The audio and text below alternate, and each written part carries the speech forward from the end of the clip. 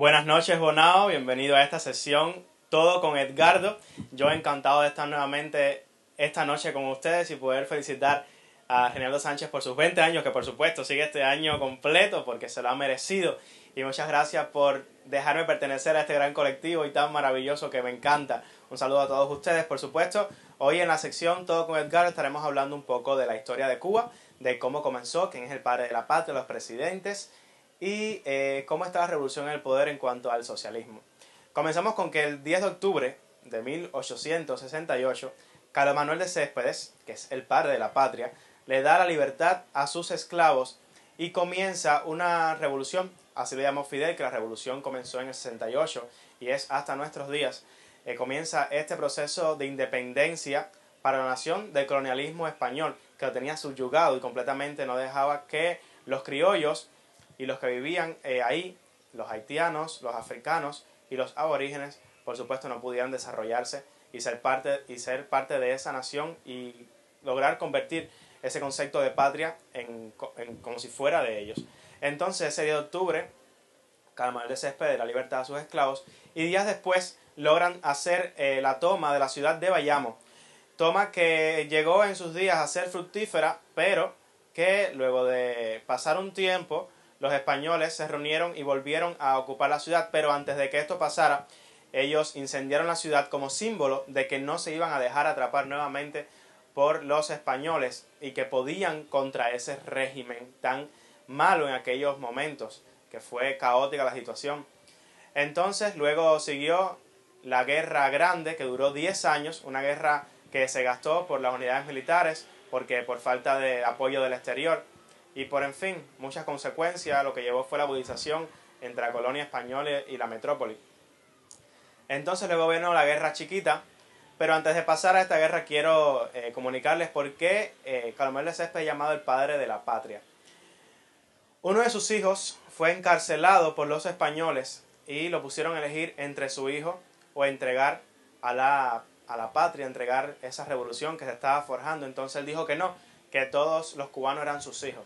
Y así fue como él perdió a su hijo, pero ganó el puesto de padre de la patria, defendiendo lo que él decía que era necesario, independizarse de la colonia española. Luego vino la Guerra Chiquita, donde interviene Antonio Maceo, uno de los grandes patriotas de Santiago de Cuba, incluso del país entero, una persona que llevó la invasión de Oriente a Occidente, logrando independizar, la primera invasión, logrando independizar muchos lugares.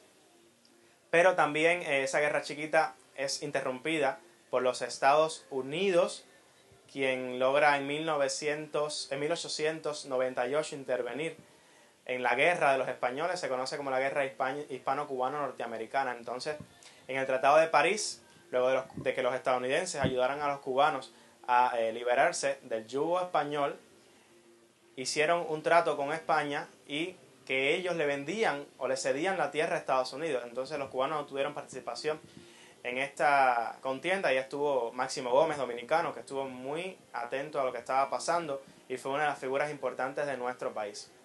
La cuestión es que Estados Unidos en este Tratado de París ocupa casi todo el territorio y los cubanos no son invitados a la toma de la ciudad en Santiago de Cuba. Entre ellos Calixto García, Flor Combret y todas esas figuras que tuvieron que bregar con esta situación. Estados Unidos se apodera y es que existe la neocolonia.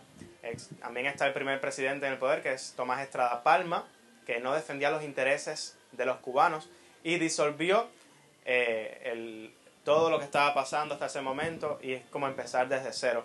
Por supuesto surgieron figuras como Félix Varela, surgieron figuras como Julio Antonio Mella, Carlos Brito, que es quien crea el Partido Revolucionario Cubano y también la Federación Estudiantil Universitaria, federación que hace la identidad, que aún existe tienes 98 años de edad y es la que defiende los intereses del estudiantado cubano. Entonces luego pasa Batista, Machado, presidentes sanguinarios que que acabaron con el país y con lo que estaba pasando en ese momento. La prostitución aumentó muchísimo, el robo de dinero, el desvío, a pesar de que hicieron muchas obras de construcción maravillosas en el país, como está el Capitolio, que es una réplica idéntica al de los Estados Unidos, hicieron la mayor de las carreteras. Pero con todo y eso, la situación en el país estaba muy grave y por eso Fidel Castro, junto a muchos compatriotas como Raúl Castro, Juan Almeida, Celia Sánchez, Vilma Espín, y otros grandes patriotas lograron independizar a Cuba el 1 de enero de 1959, tras que Batista, tras el golpe de Estado de Batista, y saliera y se desapareciera del ámbito cubano.